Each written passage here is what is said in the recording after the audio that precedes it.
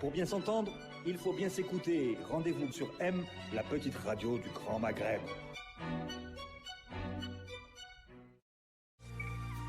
Avec Cevitel, une dynamique de croissance.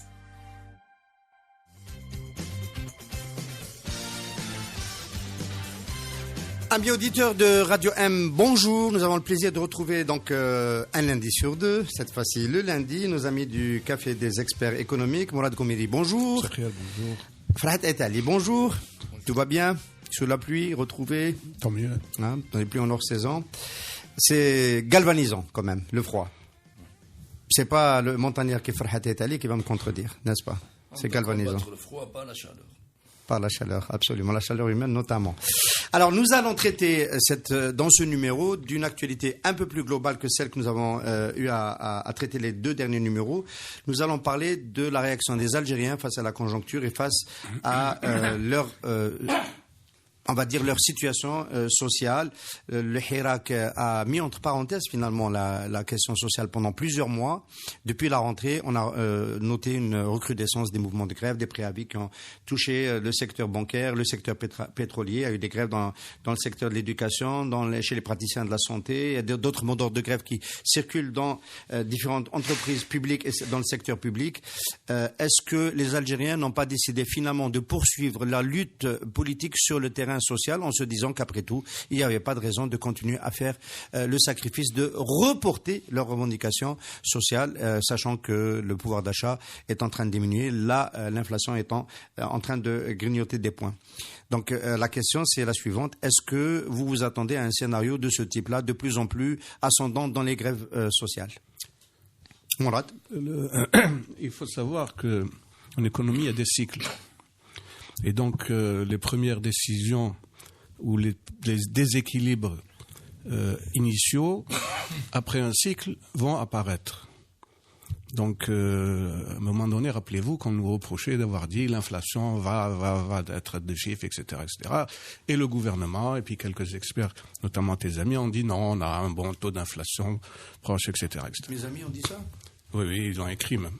Monsieur Ahmed Ibn Bitour, qui était plusieurs fois notre invité, a dit qu'on aurait une inflation à 3 chiffres en 2020. Voilà. On n'y est pas, non. On n'y est pas. Je le dis exprès j'espère que si Ahmed nous écoute, pour le challenger, afin qu'il revienne sur cette question-là. Oui. Mais enfin, lui persiste, hein. Ceci dit, on n'y sera pas. Une inflation à 3 chiffres, c'est lourd. Oui, c'est israélien. Mais il l'a dit. Donc, ce qui était latent commence à sortir. Rappelez-vous que dans un CPP, on avait parlé du budget en disant un CE.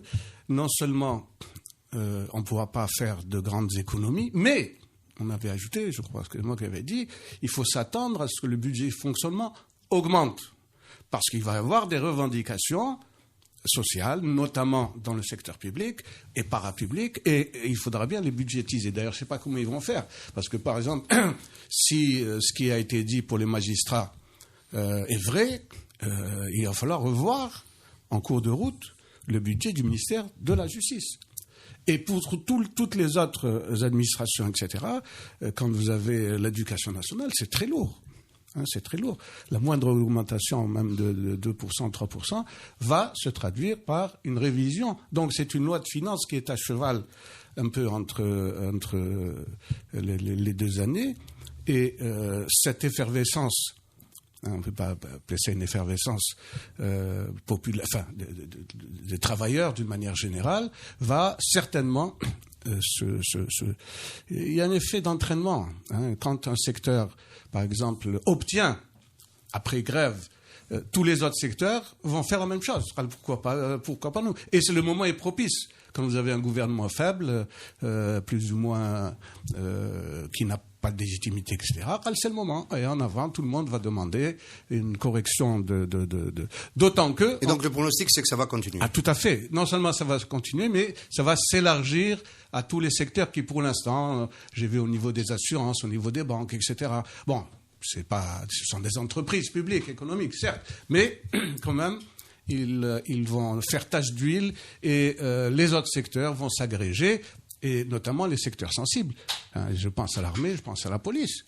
Mais pourquoi pas, à partir du moment... D'ailleurs, à l'époque, chaque fois que la justice augmentait les salaires, tout de suite après, les deux corps, la police et la justice, demandaient une augmentation. J'espère que personne n'interprétera ce que tu viens de dire, Mourad, comme une incitation à pousser la police à faire la grève. Moi, Farhat, pronostic, donc ça va s'amplifier. De toute façon, les effets de cascade, ils se font toujours ressentir quand le gouvernement cède sur une revendication sectorielle. Dans tous les pays du monde, dès qu'un secteur obtient un gain de cause sous la pression, ou pour une raison beaucoup plus politique, économique, les autres secteurs vont se pointer pour essayer de réclamer la même chose. Là, je parle. Donc c'est Zermaté qui a ouvert la brèche. Il a ouvert la brèche pour des considérations qui lui appartiennent. À la limite, je n'ai pas vu les juges réclamer une augmentation au départ. Manifestement, c'était plus une stratégie pour nous couper les pieds sur l'histoire de l'Istiqlali. Voilà, ces gens-là sont... L'indépendance de la justice. Voilà, ils sont beaucoup plus pécuniers que politiques. Donc voilà, ils l'ont accepté quand même. Je crois qu'ils ont mordu à l'hameçon. Parce que si demain ils rappliquent avec une grève pour l'indépendance, eh ben, les gens ils vont penser immédiatement que les 20% m'excusent. Bon, ceci dit, je crois qu'il a fait ses calculs, parce que les magistrats, ce n'est pas des milliers. Enfin, pas des dizaines de milliers. Hein. Il doit tourner au maximum à 7000, tout corps confondu. Donc 20%, il faut voir un petit peu avec le budget du ministère de la Justice, c'est peut-être gérable en hauteur de 3-4 milliards de dinars.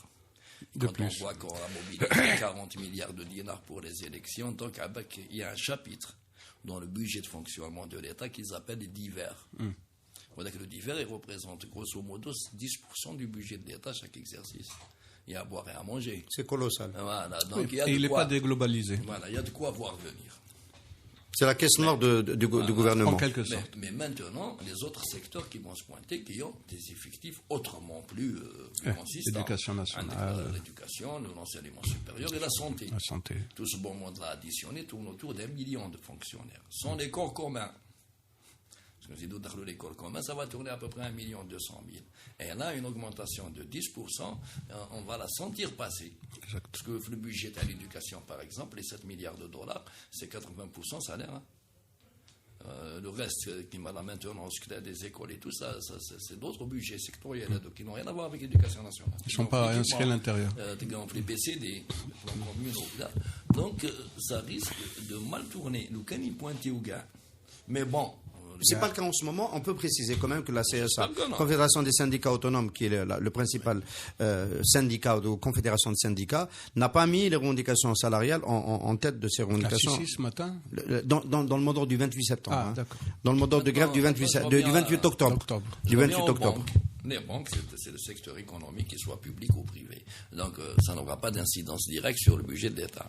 Mais au vu des résultats des banques en matière de recouvrement, je ne parle pas en matière de résultats théoriques, ils peuvent se permettre une augmentation. Parce qu'ils font de très bons résultats, ils ont des réserves. Mais les réserves matérialisables, parce qu'on a des ajouts qui n'ont pas été recouvrés depuis 10 ans et qui eux-mêmes reproduisent des ajouts, on n'appelle pas ça des produits.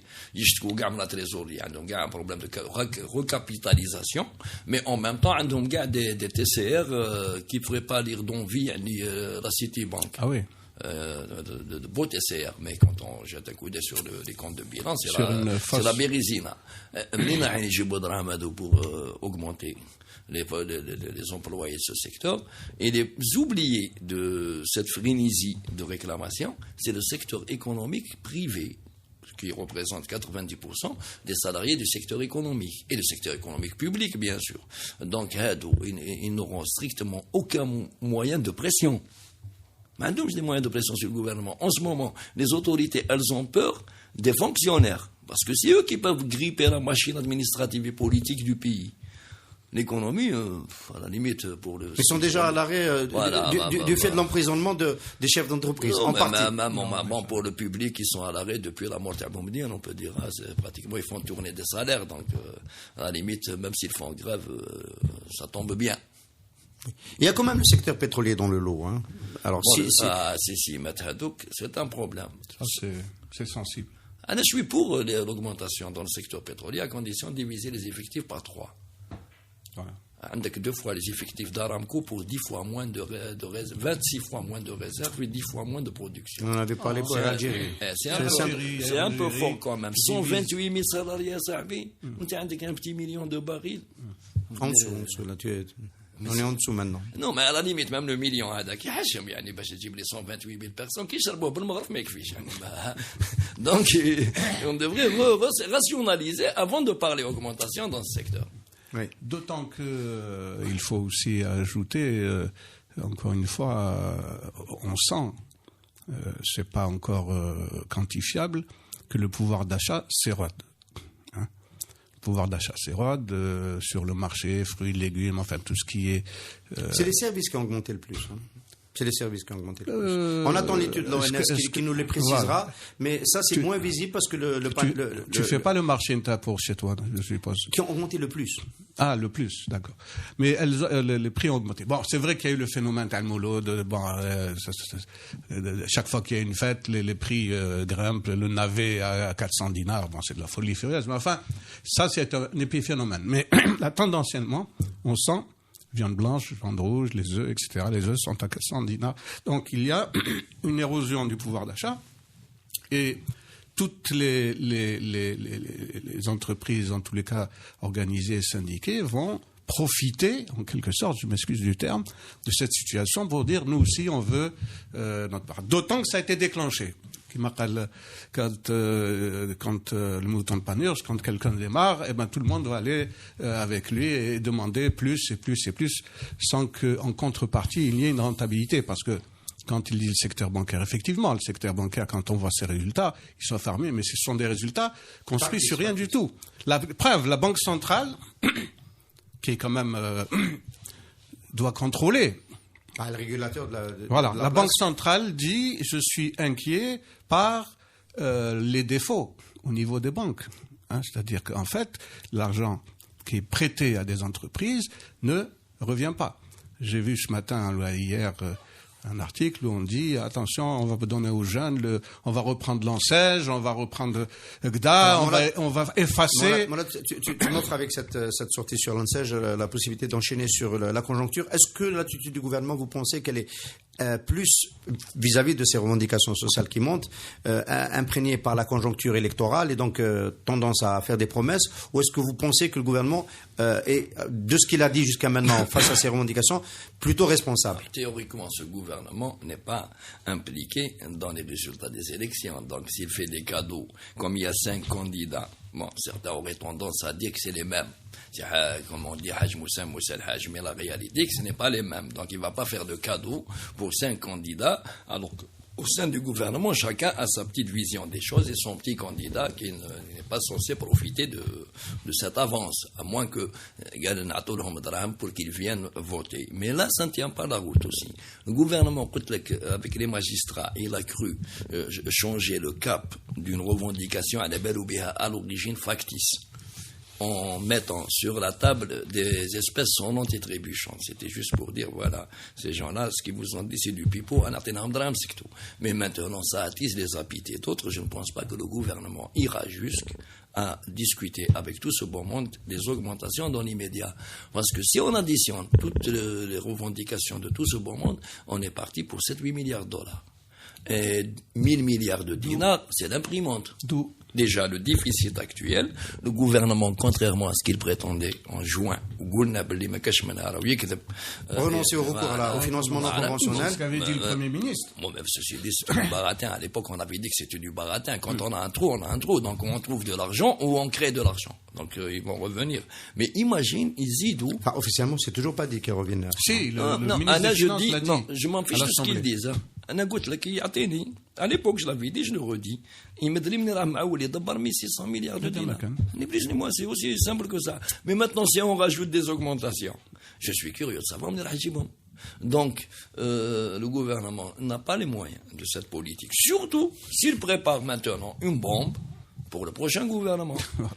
Quel qu'il soit, donc, d'un côté, il pousse vers les élections, mais il piège le lauréat des dites élections, parce que avec ce genre de budget qui déjà n'est pas conforme à la loi de finances 2020, telle qu'elle est présentée à l'Assemblée. Donc il lui faudra une LFC complémentaire. Ou avec la complémentaire pour y intégrer non seulement des augmentations faramineuses, mais en plus le trou qui s'élargit à la CNR avec 700 milliards. Il va faire comment le prochain gouvernement? Il va créer de l'argent avec du néant. Il va passer à un imprimante à tire-larigot. Et donc, pour casser un peu la réputation du CEE qui est accusé d'être trop pro-libéral, on va se mettre pour une fois du côté des syndicats. Tactiquement, les syndicats ont plus intérêt à reporter leur mouvement de grève pour le faire devant un gouvernement qui engage dans la durée. C'est plutôt qu'en face de ce gouvernement-là. Il faudrait peut-être ouvrir une parenthèse. Parce que, entre guillemets, ça servira à rien que le CNAPES ou que l'UNPEF ou que Guéroua avec le gouvernement Bedoui qui, selon toute vraisemblance, ne sera pas là. Et même s'il dit OK pour les augmentations, on n'est pas sûr que celui qui va lui succéder tiendra promesse. Mais une fois que les augmentations ont été décidées et faites, tu penses que le prochain gouvernement va dire non, je reviens à zéro, arrivé, hein. Ou là je descends, c'est déjà arrivé. Ou j'enlève, tu penses? Tu le penses? Pas j'enlève, je ne suis pas, je ne tiens pas cette promesse. Mais à partir du moment... Je tiens que la moitié de la promesse. Mais à partir du moment, je prends le cas des juges. Bon, c'est vrai que c'est petit en termes quantitatifs. Mais à partir du moment où le ministre a dit OK, on prend en charge cette revendication, et même elle a une odeur de contrebalancement. Ben, il va dire, ça va se faire tout de suite d'abord. Parce que non seulement ils ont demandé une augmentation, mais ils l'ont demandé avec effet rétroactif. Avec effet rétroactif. Au 1er janvier 2019. Ah, Texas. Alors, regarde, à partir de... non, c'est l'autre gouvernement, on élimine tout, c'est pas possible. Ça va rentrer à mon avis, dans leur compte CCP avant la fin de l'année. Alors, on peut la soumettre à référendum. Eh ben oui, tant qu'on y est, parce qu'il y a un petit peu de malice quand même chez les syndicats qui disent que le gouvernement bedoui n'est pas légitime. Ça, ces augmentations sont légitimes. Il y a quelque chose qui cloche. Maintenant, c'est du sauf qui peut. J'arrache le maximum de concessions. Voilà. Alors, je te reconnais pas. Alors, pour moi, c'est une reconnaissance de facto. Si j'accepte ton argent, je te reconnais. Et je reconnais tous tes actes, y compris ceux que tu prépares pour l'avenir. Maintenant, le gouvernement, il peut encore jouer ce jeu-là. Voilà, maintenant que ça a l'alphabet, donc on peut signer des chèques à blanc. Enfin, des chèques sans provision, dans les faits. Mais le prochain gouvernement n'aura d'autre choix que d'imprimer ou de dévaluer. Et d'évaluer massivement. Voilà. Le ministre des Finances à l'Assemblée nationale... Voire peut-être les deux. Quand il est passé, il a dit clairement qu'il n'était pas question d'arrêter le financement non conventionnel. Ça court jusqu'à 2022. Par rapport au Premier ministre qui dit ça y est, c'est terminé. Bon, donc déjà, on voit qu'il y a... et en disant ça, il a dû intégrer, à mon avis, les grèves, les revendications salariales et ceci dans les secteurs de l'administration et des entreprises. On a bien compris de vos interventions, messieurs les experts, que le gouvernement n'allait pas probablement aller à la rencontre d'une montée des revendications, dans tous les cas pour ce qui est du secteur des fonctionnaires, qu'il est censé payer lui-même directement. On ne parle pas du secteur public économique où c'est plutôt des négociations intra-branches et à l'intérieur d'entreprises. Mais en même temps, le gouvernement veut en même temps rationaliser les dépenses. On a entendu le ministre des Finances, M. Mohamed Loukel, devant la commission économique de la Chambre basse, donc de l'Assemblée nationale populaire, dire qu'il fallait songer à diviser par deux les transferts sociaux et à s'attaquer aux subventions directes et aux subventions indirectes pour pouvoir gérer autrement que par le financement non conventionnel, le déficit qui s'est installé dans la durée. Est-ce que vous considérez que cette annonce, ce discours, peut être suivi de mesures, déjà dans le débat de cette loi de finances, ou est-ce que c'est une manière d'indiquer uniquement l'orientation? C'est une ligne directrice, je dirais, virtuelle, parce que la loi de finances actuelle, ne prépare pas ça. On est à 1800 milliards de dinars de transferts sociaux budgétisés, donc rien n'a changé en la matière. Par contre, moi personnellement, je ne peux pas dire que je suis contre la suppression des subventions directes aux produits. Je l'ai préconisé en 2013, quand il y avait assez d'argent dans les réserves de l'État et dans les réserves de la Banque d'Algérie pour pouvoir imaginer une autre politique palliative sur les revenus, pour pouvoir réorienter définitivement la répartition des revenus dans ce pays en période d'aisance. À l'époque, j'aurais dit, voilà, nous sommes à l'aise. C'est le moment de faire le travail qu'il faut faire avant que ça nous explose à la figure. On y est maintenant. Ça nous a explosé à la figure. Mais maintenant, le problème qui va se poser, si on divise par deux les transferts sociaux, donc on enlève les subventions directes. Parce que les transferts sociaux, mine de rien, il y a même les pensions des moudjahidines, les 1800. il y a les Moudjahidines, ils vont mourir. Non, mais il y a la CNL. Ouais, voilà. Donc, on a les subventions de soutien à certains produits et services. Donc, les subventions de soutien direct, moi je suis d'accord, mais à une condition. À condition qu'avec les nouvelles augmentations qui vont casser le dinar à moyen terme, les petites bourses, ceux qui ne sont pas concernés par justement ces augmentations, parce qu'il y a beaucoup de gens en Algérie qui n'ont pas de boulot, qui n'ont strictement aucune connexion avec l'économie à part une sorte de mendicité. Donc les subventions. Ce qui veut dire qu'ils auront perdu sur la valeur du dinar, du peu de dinars qu'ils ont. Ils auront perdu sur les aides publiques directes, et ils auront perdu sur toute la ligne. Et là, c'est pratiquement, on est en train de fabriquer un deuxième hirak, mais un hirak politicien ou la politique. Même pas social. Il ressemblera à celui de l'Irak, celui-là. Voilà. Non, pire, et ce sera une jacquerie. Les Algériens n'ont pas l'habitude de se faire tirer dessus et de rentrer à la maison.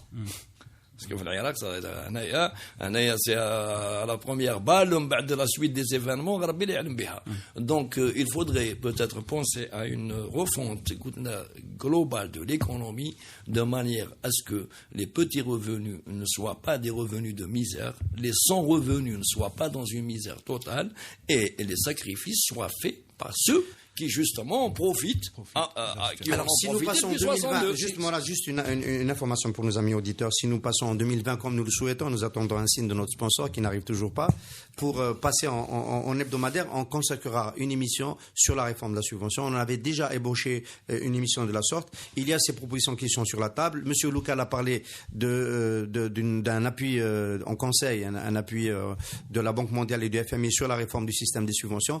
Nos amis du collectif Nebni ont fait des propositions, notamment celle du revenu universel, une des options possibles. On consacrera une émission sur la réforme des subventions parce que c'est un gisement et un chantier à discuter.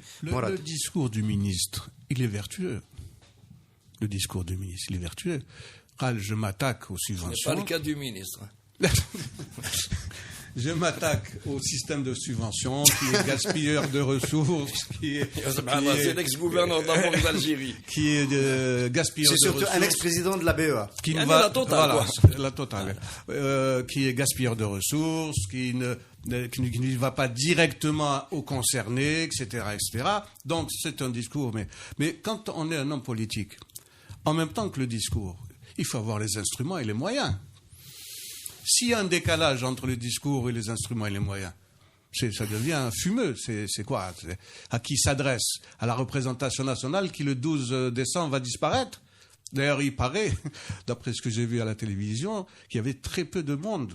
Je ne sais pas si vous avez vu un peu les différents trucs. Il y a peut-être le tiers. C'est une tradition. C'est une tradition. Le tiers des députés qui étaient sur place. Enfin, c'est un signe avant-coureur de ce qui va se passer le 12 décembre. À mon avis, il y aura encore moins de monde. Tu estimes que tout ce beau monde-là est un échantillonnage de la société algérienne. Ça veut dire qu'ils ont boycotté par fierté politique. C'est un fin de siècle. C'est pas le sujet. Ils ne démissionnent jamais, mais ils ne viennent jamais. Ils démissionneront la veille. Je crois que j'ai démissionné, comme beaucoup l'ont fait maintenant. Donc, en termes de discours politique, de politique économique, moi je partage. Et on l'a dit bien avant, quand on en avait les moyens. On ne l'a pas fait. Maintenant, ça nous explose dans la figure. Et il nous raconte, il nous dit, voilà, on va s'occuper de cela. Mais est-ce que tu en as les instruments? Est-ce que tu en as les moyens? Non, il n'a ni les instruments ni les moyens. Au niveau instrument, par exemple, il faut changer pratiquement toute la réglementation. Cette réglementation, elle est d'ordre législatif, réglementaire, etc., etc. Donc il faut que ça passe par l'Assemblée nationale, etc., la deuxième chambre, la première chambre, etc., pour ensuite la mettre en œuvre. Ensuite, une fois que tu l'as mise en œuvre, il faut que tu en aies les ressources, les moyens. Qu'est-ce que tu vas augmenter les recettes? Tu vas augmenter les impôts?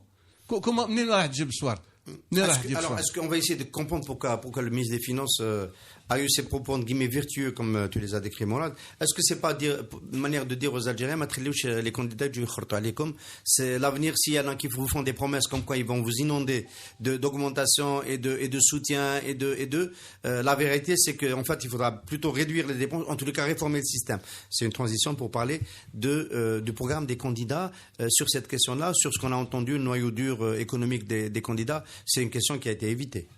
Le gouvernement est en train de casser la rhétorique des candidats. Là, non, c'est une question. Ça m'étonnerait fort. Non. Il n'a strictement aucun intérêt à faire ça. Sauf s'il a un autre objectif que les élections. Ce qui ne serait pas pour m'étonner dans ce pays, avec les citoyens, avec l'État et tout le monde, c'est à qui perd gagne. On n'arrive plus à savoir qui joue à quoi exactement. Mais ceci dit, même les candidats actuels ou d'autres candidats, ceux qui disent qu'il y a mieux dans la société, ne trouveront pas de solution miracle à des problèmes concrets. Globalement. S'il y a quelqu'un qui a trouvé une solution miracle, M. Al-Majid Tebboune, il me semble qu'il a proposé d'aller prendre dans les poches des oligarques 7 milliards de dollars pour financer le déficit. Il n'a pas dit, il n'a pas parlé des poches des oligarques. Là, lui, il a les fameux 11 000 milliards de retards fiscaux là, qui traînent dans la sphère informelle, dans la société, auquel je ne crois pas. Il n'y a pas les 11 000 milliards de dinars parce que le chiffre lui-même est à relativiser. Il doit y avoir, on peut dire, en fiscalité 5, 6, recouvrable. 5 milliards. Non, même pas. Non, mais là, en fiscalité recouvrable, il doit y avoir dans les 1600 milliards de dinars, pénalité incluse. Mais fiscalité non prescrite. C'est 10% du montant qui circule quand même. Sinon, c'est de l'argent quand même. Mais non. Oui, c'est des ressources. Non, mais il vient de diviser par 10 le recouvrable de l'administration des impôts. Tu viens d'appauvrir le trésor public. Là, c'est la Cour des comptes qui fait tourner un chiffre depuis pratiquement 2010 où Médor a fait le chiffre. Qui a été souvent repris par Louisa Hnoun. J'ai dit à une magistrate de la Cour des comptes, Fluent TV, il y a 2 ans de ça, la JBM, n'attique 10%. Voilà, gentiment. Parce que sur les 11 000 milliards, il y a 5 000 milliards de dinars. C'est une amende judiciaire d'Al-Hawad, juge Fibel Abbas en 2005, la BCIA. Il aura sorti 50 milliards à l'époque, 60 milliards de dollars d'amende judiciaire, alors que le PIB algérien est inférieur. Il a confondu entre les centimes et les dinars. والحقيقه هذيك راهي قاعده تدور depuis 2005. Voilà. Un ministre a eu l'idée de l'éliminer. Baba Ammi. Pour le citer, l'Assemblée, on va apurer les créances farfelues et recouvrable. Pour un petit peu épurer les comptes de la nation, apurer définitivement les situations litigieuses. Il y a justement quelques farfelus spécialisés dans la surenchère des démagogiques. Les oligarques, il a payé son poste. En droit fiscal déjà, il y a la prescription de recouvrement. Elle ne court pas seulement en matière de délai de mise en recouvrement, voilà, d'actes interruptifs, elle court aussi quand on a fait toutes sortes d'actes de recouvrement et qu'il n'y a plus rien. Il y a dans les 2000 milliards de dinars, c'est des entreprises publiques dissoutes par l'État qui ont disparu, courez bien. Mais la cote fiscale donc tout ça est à relativiser automatiquement. Politiquement, on peut dire, voilà, j'ai une source d'argent. Mais elle n'est pas celle qu'on est en train de dire. Elle n'est pas celle-là. Les recouvrements fiscaux, la douanier et les amendes judiciaires recouvrables, matériellement recouvrables, ça tourne à un plafond de 1600 milliards de dinars à tout casser. Et qu'est-ce qu'a dit M. Tebboune à ce sujet ? Qu'il allait les ramener quand même. Non, mais qu'il allait ramener ce qu'il y avait dans la société. Lui, il n'a pas parlé des 11 000 milliards. Ou la galère, je sais où est l'argent. Politiquement parlant, quand on dit je sais où est l'argent, il n'a pas tout à fait tort. D'ailleurs, il n'est pas chez Condor en ce moment. Non. L'argent n'est pas chez Condor, mais si ça se trouve, il est chez les gens qui détenaient Condor. Parce que entre la coquille vide dans laquelle on piège 2000 ou 3000 salariés et avec des salaires payés à moitié par l'ANEM, et le véritable aspirateur qui est caché derrière la coquille, il y a une nuance à faire. On ne va pas chez la personne morale qui a servi de flexible à l'aspirateur, mais on va chez la tête finale, c'est le moteur final de l'aspirateur. Et tout le monde sait que ces 20 dernières années, on a eu peut-être les recettes qui dépassent de loin celles des 20 autres années, des 30 autres années qui les dépassent du double. Et on a eu aussi la fonte de prédateurs qui est venue avec. الناس اللي كانت تسرق مليار في 10 سنين وبتخبيه وكذا افيك توت سورت دو تكنيك دو بوينت بور لو كاشي ولا تسرق 1000 مليار عينك يعني باغ سامبل سيناتور دونك سا se matérialise d'une manière ou d'une autre en devise ou en dinar en actif ou en numéraire. Alors, si j'ai évoqué, amis auditeurs, le Condor à l'instant, c'est pas du tout neutre. C'était pour enchaîner sur le deuxième thème et le thème avec lequel nous allons terminer ce café des experts économiques. C'est la décision qui est tombée ces dernières 48 heures officielles de renoncer à l'assemblage SKD dans la téléphonie mobile. J'ai dit Condor parce que c'est un des acteurs de cette filière-là. Premier commentaire. Est-ce que c'est bon d'engager une politique industrielle de ce type-là et puis d'y renoncer en règle générale, même si elle est mauvaise, est-ce que c'est une bonne chose d'y renoncer au bout d'une année? Et le problème, c'est terrible. L'Algérie a perdu ses capacités d'anticipation. Lorsque vous voulez faire du montage, avec un taux d'intégration plus ou moins important, qui monte en cadence, etc., vous prévoyez, vous faites un calcul économique et vous prévoyez ces CKD, SKD, combien ils vont nous coûter chaque année. Sinon, comment vous allez faire? Donc, d'un côté, c'est ça la contradiction. D'un côté, vous développez, en tous les cas, vous soutenez que vous développez le montage dans les médicaments, le montage dans les véhicules, le montage dans la téléphonie. Et d'un autre côté, mais c'est complètement aberrant. C'est complètement aberrant. Qu'est-ce qui est aberrant? C'est d'avoir pris la décision de faire du CKD SKD ou c'est d'avoir interrompu? Avant d'avoir fait le bilan de l'ensemble des sociétés de sous-traitance capables de produire sur place un certain nombre de pièces, et ça doit être dans les contrats de départ avec les sociétés. Juste une question pour enchaîner, parce que je sens Farhat Ali qui est un peu disons sur ce dossier là, il a eu à travailler pendant longtemps. On va y arriver. Juste, est-ce que je défends une politique industrielle. Toi, c'est un peu l'approche financière.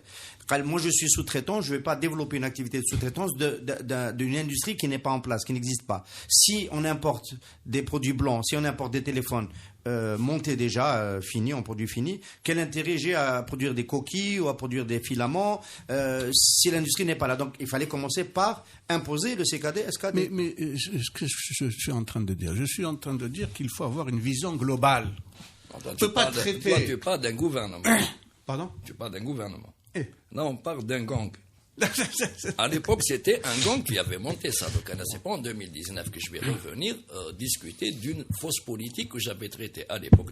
On parle d'Abdeslam Bouchouareb, c'est ça? Abdeslam Bouchouareb, gouvernement général, parce qu'on ne peut pas mettre Abdeslam Bouchouareb comme s'il avait échappé au reste de la meute. Mais c'est quand même dire une combine à plusieurs milliards de dollars. Il tenait quand même une place. C'est moi, mais c'est un capot. Je ne suis pas en train de discuter ce que je fais, moi. Mais quand je traite de la Cosa Nostra, mais c'est le parrain ou le chauffeur ou c'est la Cosa Nostra. Le premier est c'est tout. À l'époque, j'avais dit que c'est une escroquerie parrainée par les appareils de l'État. Et je le maintiens. Cette histoire de portable, le téléphone portable, à l'époque, on avait pratiquement écarté au niveau du ministère de l'Industrie parce qu'il y avait une politique en 2017 pour revenir à Tebboune. Il était question, quand il était Premier ministre, justement d'arrêter une bonne fois pour toutes cette fumisterie. CKD, SKD et véhicules automobiles. Pour les véhicules automobiles, je m'en suis occupé au départ. Pour le groupe de travail. On va y revenir. Non, là-dessus. Il était question maintenant d'étudier ces dossiers un par un. Faire de ces CKD, au automobile, électroménager, électronique. Il était question de 59 opérateurs. Qui est né en 2001. Mais 2001-2017, il n'y avait pas la moindre avancée. Des taux d'intégration minables sur des trucs vraiment minables. Ils nous intégraient même les frais de montage comme étant un taux d'intégration. Donc, pratiquement, même chauffeur ou la transitaire, qui est dans le port, il y a le taux d'intégration. Les charges communes, qui sont les mêmes que celles de n'importe quel importateur, ou la grossiste, ils ont les taux d'intégration. Quand on a revu ça, la première chose qu'on a faite, le téléphone, Il ne sera jamais intégré parce que dans 3 ans, 5 ans. Si il dit que dans 5 ans, il dit qu'un téléphone algérien à 40%. Le téléphone arabe qui me coule. Les Japonais achètent les écrans à Alger. Moi, je m'en des composants de téléphonie. Même l'emballage, je suis téléphone. Là, on est dans le pénal. À l'époque, déjà, on était dans le pénal. Disons que la ministre actuelle décide d'arrêter cette mascarade pour la téléphonie. Je ne vais pas lui dire قلعوا sur une base qui relève du banditisme. D'ailleurs, la plupart, on sait où ils sont. Voilà. Maintenant, les gars, qu'on arrête cette mascarade, il n'est jamais trop tard pour bien faire. Et c'est pas trop tôt à la collière, parce qu'il va falloir... Donc, on s'entend bien, Farhat, on parle, dans le cadre de la téléphonie, espérer avoir un taux d'intégration minimal qui justifie qu'on fasse du CKD, SKD, en Algérie, ça tient pas là. Le Portugal, l'Espagne, l'Italie, la Suisse, Ericsson ou Nokia, ils ont disparu. Motorola, il s'est remis dans l'appareillage policier et militaire. Je me trouve la téléphonie. Face à Samsung ou aux Chinois, les petits bricoleurs chinois qui faisaient du montage aussi. Parce que le cœur du téléphone lui-même, c'est la Silicon Valley. Mais maintenant, l'Algérie, elle a découvert un truc, et curieusement en Algérie, dans tous les autres pays, il y a une marque. Les Suédois, chez 30 سنة Nokia. En Algérie, عندك صاحبي تبارك الله. Alors, tu as du tout. عندك même des marques تاع مقلة ولا يخدم تليفونات. Là, ça se voyait au départ que c'était une escroquerie. Quand même, on va pas. Bon, il y a quand même quelques marques dans la téléphonie dont les Algériens ont pu penser légitimement qu'elle faisait quand même qu'elle intégrait je cite notamment Condor et Iris qui donnaient, enfin qui en tous les cas dans leur communication le sentiment que c'était l'illusion, je me mouille pas, le sentiment que c'était quand même relativement intégré à Al-Bodj. Ah oui, c'est tellement bien intégré qu'ils ont désintégré ce qui aurait pu être à marcher. Les droits de douane sur une téléphonie réelle, avec le choix pour le client d'acheter des téléphones avec des marques qui les garantissent, ou des douanettes des 30 et 19, on n'en parle plus. Maintenant, les gens, ils vont la sentir passer parce qu'il va y avoir le DAP. Le droit additionnel provisoire de sauvegarde avec DAPS, qui va être appliqué à ce genre de produit. En fait, c'est un conseil qu'on peut donner à nos amis auditeurs du CEE, c'est qu'il faut se précipiter pour acheter son téléphone portable. Sur les derniers Condors. Avant que l'augmentation n'arrive. Les derniers Condors et consorts. Consorts, voilà. Et le reste parce que ça va augmenter. Bien sûr. Ceci est valable aussi pour tous les autres produits. Quand on a le ni ou le niam. Là, on passe aux produits blancs. Ils ont été formatés. Voilà. Bon, après, mais pour les années 70, il était question d'avoir une industrie locale qui fournissait le marché local qui était modeste à l'époque en électroménager et en électronique, tout en formant le maximum d'Algériens justement à une certaine technicité dans ce domaine. Et ça a réussi à l'époque. Ce n'était pas très beau à voir, bon, c'était pas vraiment ce qu'on appelle du grand luxe, mais ceci dit, l'Algérie... Ça a réussi, Farhat Ali, ça ne t'a pas échappé sous un régime protectionniste. Non, le protectionnisme. Non, mais le protectionnisme... Dès qu'on a ouvert la frontière, on s'est mis à acheter autre chose. Non, qui a ouvert la frontière? Moi, le libéral, je suis pour le protectionnisme en ce sens. Je ne fais un mot, mais c'est pas un protectionnisme administratif. Non. Je mets mon produit en position qui m'engoulou de favoriser par rapport à d'autres produits, surtout qu'il faisait de l'intégration. Donc, si ce n'était pas de l'intégration déjà matérielle, elle était une intégration technique. Nous avions des Algériens capables à cette époque-là de concevoir, d'avancer dans la compréhension de ce qu'est un matériel électronique ou l'électroménager. Et dans une situation où une soixantaine de concurrents sortis de nulle part, mais ils existent des fois, ils ont cassé les deux seuls exemples qu'on voulait lancer. Brandt est venu après, avec une marque mondialement connue, et un investissement gigantesque. 1 million de mètres carrés couverts, c'était peut-être même surdimensionné, c'était réellement destiné à produire et à intégrer, parce qu'on n'investit pas dans 1 million de mètres carrés couverts, soufflés au plateau comme ça, juste pour les admirer. Celui-là devait rejoindre avec quoi? Il était question d'un cahier de charges, dans lequel les conditions étaient tellement précises que quiconque rentre dans les conditions du cahier de charge. Mais sachant que au départ, les 60 donc le gros film, il est rentré dans une combine, on savait qu'il n'en est pas rentré dans ce couloir. Donc, on a tracé un couloir dans lequel tout ce qui débordait allait être éjecté de facto. Après, tout le monde sait ce qui s'est passé en septembre 2017. Mourad, comment on met en place finalement, avec des incitations financières et fiscales, comment on met en place une politique industrielle? Parce qu'on ne peut pas continuer à importer des produits finis partout. On choisit les filières où on peut... C'est pas en quelques minutes qu'on peut aborder ça. Ça serait un excellent prochain sujet. Une politique industrielle, d'abord, elle part sur ses propres ressources, ses atouts. Qu'est-ce que tu as comme atout? Tu as du minerai, tu as du gaz, tu as ceci, etc. Donc, il faut faire l'inventaire réel. Parce que là aussi, il y a des gens qui rêvent. Moi, je pense, j'avais travaillé sur les mines d'or du Hogar. À l'époque, il y a des gens qui avaient dit on a 4 tonnes par an, enfin des trucs comme ça. Bon, moi j'ai mesuré avec l'Enor à l'époque, c'est une société, j'ai été consultant, etc. Donc il faut partir sur ce que tu as au niveau réel en termes de ressources.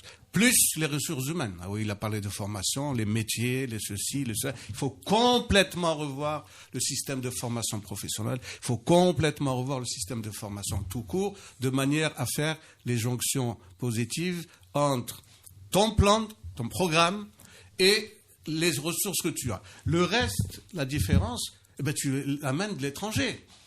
Mais chez Aïb. Mais chez Aïb, c'est pas... Je comprends pas cette façon, les gens... Mais comme le crédit extérieur, qu'est-ce que c'est? Mais tout le monde utilise le financement extérieur. Tout le monde. Je ne connais pas de pays qui ne le font pas. Là, le problème, c'est pour financer quel projet? C'est là où il y a le problème, c'est là où il y a le débat. Alors la question, vous imaginez un petit peu, on est juste à 48 heures de cette décision de l'interruption de l'assemblage dans la filière de la téléphonie. Tout le monde va se poser la question, pourquoi ne pas l'étendre à la filière qui consomme le plus d'avantages fiscaux et douaniers, c'est-à-dire celle de l'assemblage automobile. Je vous repose la question, est-ce que dans le cadre de l'assemblage automobile, on n'est pas comme un pris un peu à la gorge, on est au milieu du gué, on a amené des marques et des investissements en Algérie, je pense notamment à Renault et Volkswagen, Hyundai dans une moindre mesure, parce que Hyundai ne s'est pas engagé avec l'Hakouta Tiaret.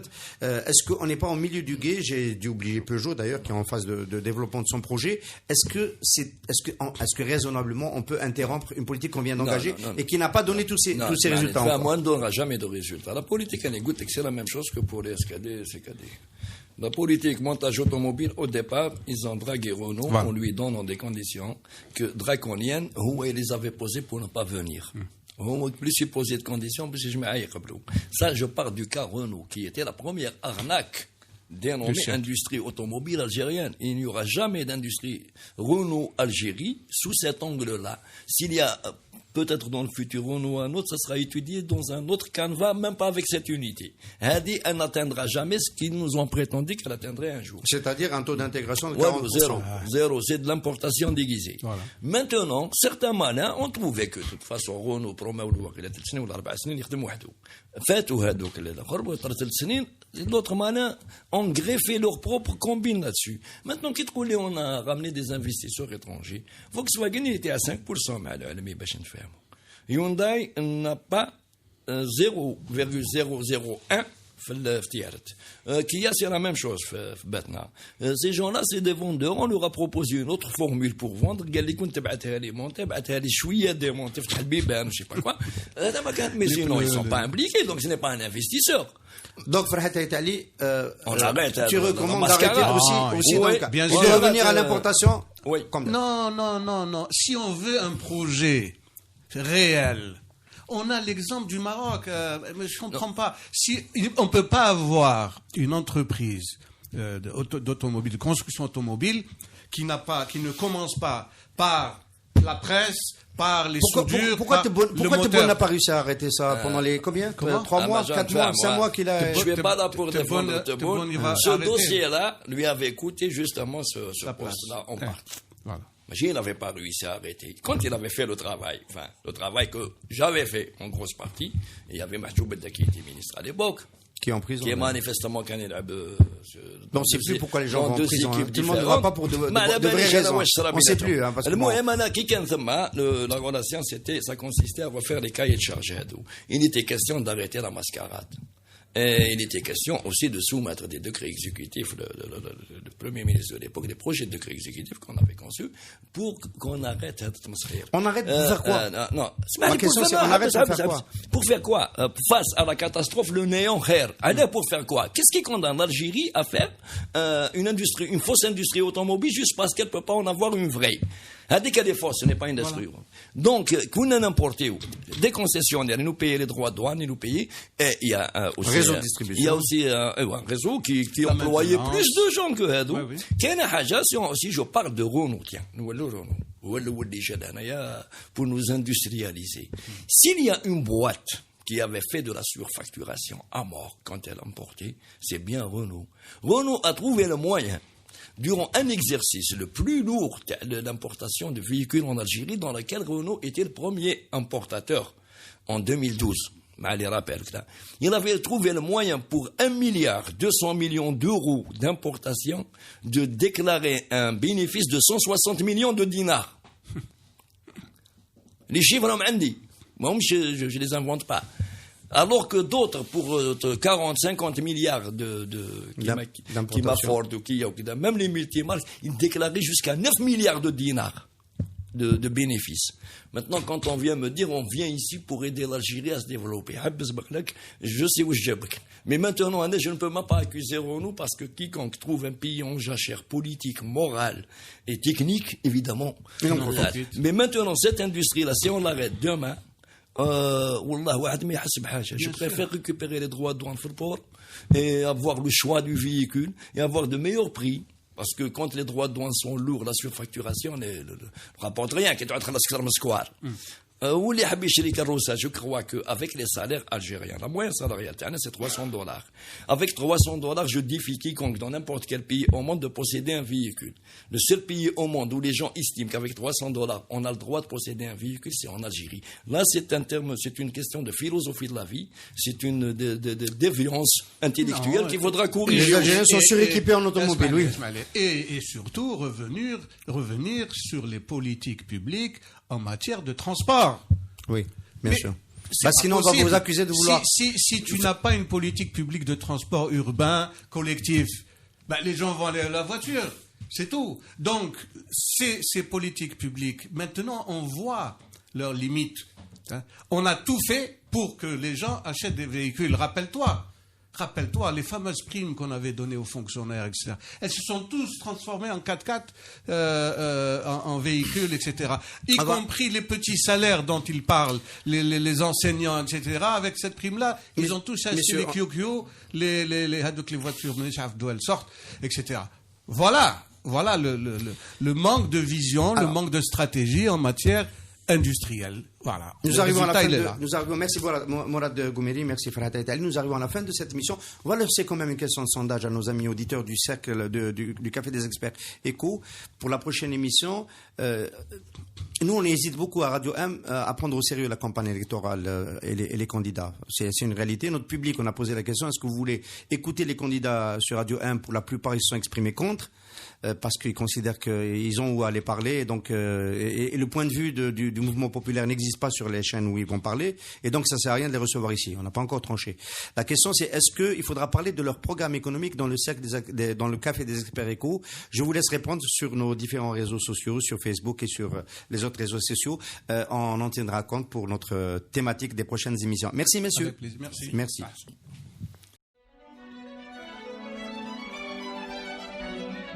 Pour bien s'entendre, il faut bien s'écouter. Rendez-vous sur M, la petite radio du Grand Maghreb.